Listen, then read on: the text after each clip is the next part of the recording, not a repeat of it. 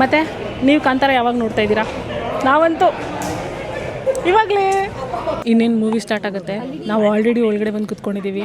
ಇವಾಗ ನಮ್ಮ ಅಮ್ಮನ ಕೇಳೋಣ ಎಷ್ಟು ಎಕ್ಸೈಟೆಡ್ ಆಗಿದ್ದಾರೆ ಮೂವಿ ನೋಡೋಕ್ಕೆ ಅಂತ. ತುಂಬಾ ಎಕ್ಸೈಟ್ ಆಗಿದ್ದೀವಿ. ನೋಡೋಣ, ನೋಡ್ಬಿಟ್ಟು ಆಮೇಲೆ ಹೆಂಗಿದೆ ಅಂತ ಹೇಳ್ತೀವಿ.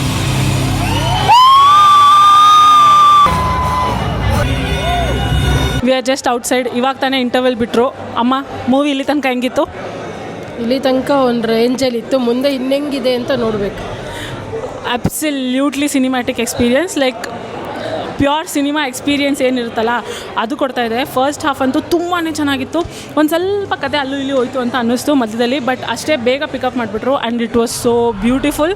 ಎವ್ರಿ ಆ್ಯಕ್ಷನ್ ಸೀನ್ ತುಂಬಾ ಚೆನ್ನಾಗಿದೆ. Rishab Shetty has literally built himself ಈ ಥರ ಒಂದು ಆ್ಯಕ್ಷನ್ ಸೀನ್ಸ್ನ ಮಾಡೋಕ್ಕೆ. Amazing performance. ಇವಾಗ ಬನ್ನಿ, ಇಂಟರ್ವಲ್ ಮುಗೀತು, ಇವಾಗ ಹೋಗಿ ನೋಡೋಣ ನೆಕ್ಸ್ಟ್ ಪಾರ್ಟ್ ಏನಿದೆ ಅಂತ. ಟೈಮ್ ವೇಸ್ಟ್ ಮಾಡ್ತೀಯ ನೋಡಿ, ಸ್ಟಾರ್ಟ್ ಆಯಿತು.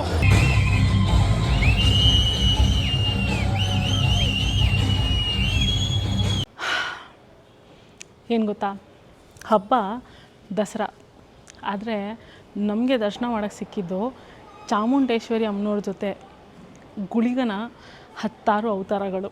ಮೈ ನಡ್ಕ ತರಿಸ್ಬಿಡ್ತು. ಲೈಕ್ ರಿಷಬ್ ಶೆಟ್ಟಿನೇ ಸಾಟಿ ಅನಿಸುತ್ತೆ. ಬೇರೆ ಯಾರೂ ಈ ಫಿಲಮ್ನ ಹಿಂದೆ ಮಾಡಿಲ್ಲ, ಮುಂದೆ ಮಾಡೋದು ಇಲ್ಲ. I don't think so other than Rishab Shetty ಯಾರ ಕೈಲಾದರೂ ಇದನ್ನು ಮಾಡೋಕ್ಕೆ ಆಗುತ್ತೆ ಅಂತ.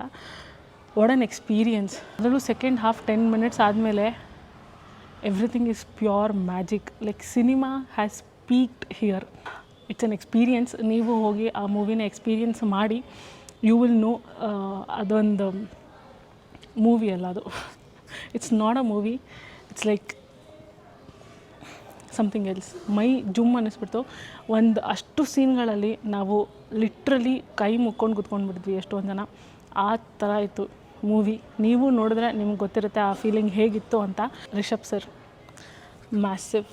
ಮ್ಯಾಸಿವ್ ರೆಸ್ಪೆಕ್ಟ್, ಹ್ಯೂಜ್ ರೆಸ್ಪೆಕ್ಟ್ ನಿಮಗೆ. ಥ್ಯಾಂಕ್ ಯು ಈ ಥರ ಒಂದು ಎಕ್ಸ್ಪೀರಿಯನ್ಸ್ನ ನಮಗೆ ಕೊಟ್ಟಿದ್ದಕ್ಕೆ.